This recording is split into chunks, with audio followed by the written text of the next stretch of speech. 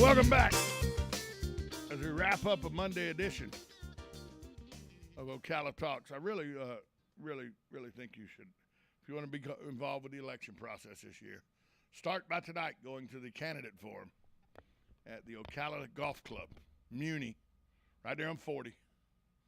The Republican Executive Committee will be hosting a candidate forum there tonight for you to come out and be a spectator of. So I really suggest that you do that if you're looking to find out what's going on in the election cycle this year.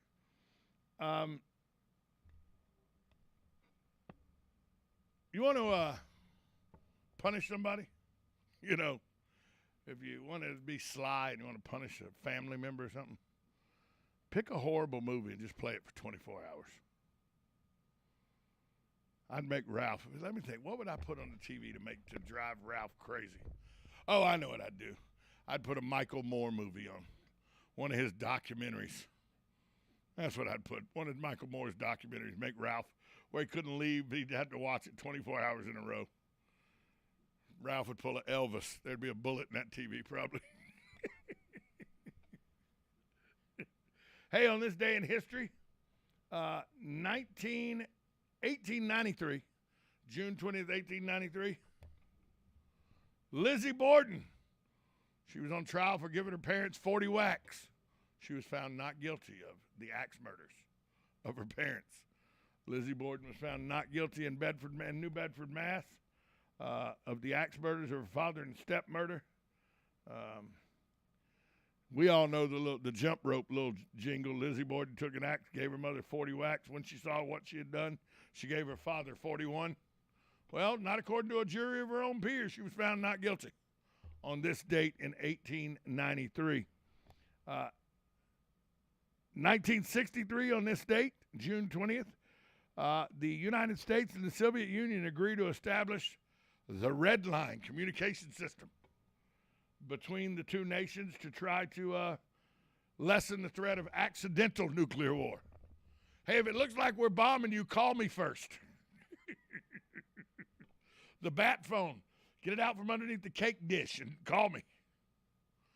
Anybody else always thought that the bat phone, when Chief O'Hara would call Batman, that it was under a cake dish that he would reach under and get that phone?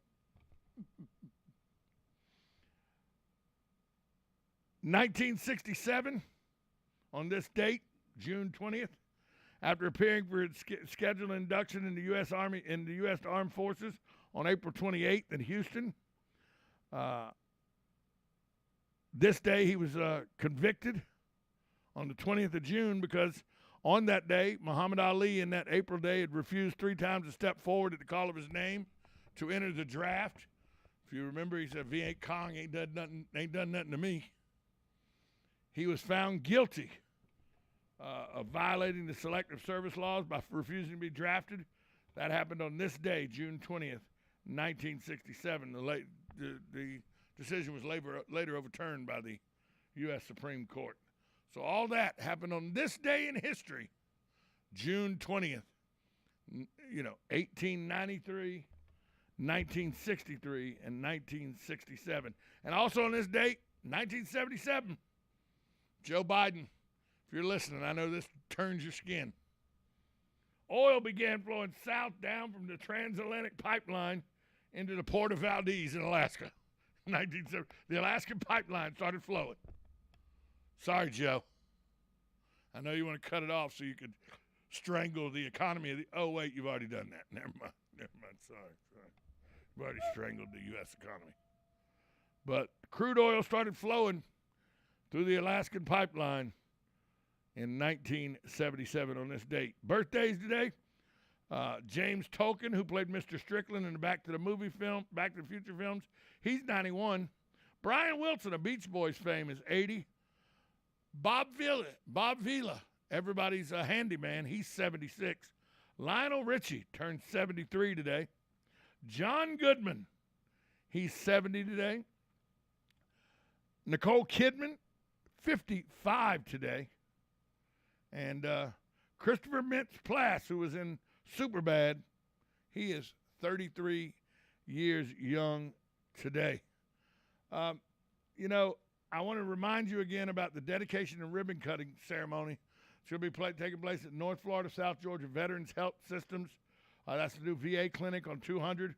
They're going to have that Wednesday, June 22nd, this Wednesday at 9:30 a.m. The ceremony is open to the public. You get to go to the ribbon cutting and dedication of the building that is the new VA clinic. And it's a state-of-the-art facility. It is something they were going to do this back when it opened in January, but with COVID restrictions and all, they weren't able to have the mass gathering. They are now going to have that celebration this Wednesday at 9:30 a.m. out at the VA clinic. So if you're in that area, go help them make this ribbon cutting and dedication ceremony a big success. And again, I tell you, tonight, the Republican Executive Committee is holding a candidate forum at the Ocala Golf Club. Now, I'll be honest with you, I'm probably coming in hot and sweaty because I'll probably come right off the golf course to the Republican Executive Committee. So Ralph, I hope you're there. I'll sit right next to you. It'll be, your wonderful Brute cologne or Jovan Musk, whatever it is you're from the 1970s called. They want their cologne back, whatever it is you're wearing. I'll sit right next to that, and everybody will blame you for the smell, and it'll really be me stinky and sweaty sitting next to you. So, Ralph, by the way, Ralph is still a big opponent of shopping at Avon. I'll just give you that. He likes skin so soft. Hey, everybody out there listening, all the sponsors, thanks. Talk to you tomorrow. This is WOCA AM, W242 CAFM, Ocala, the source.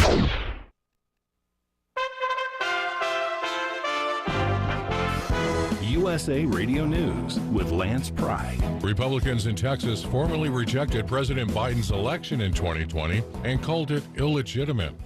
Thousands of flights have been canceled or delayed over the Juneteenth holiday weekend. Roughly 19,000 flights have been canceled or delayed since Thursday. An unpermitted music event to celebrate Juneteenth in Washington, D.C. ends in the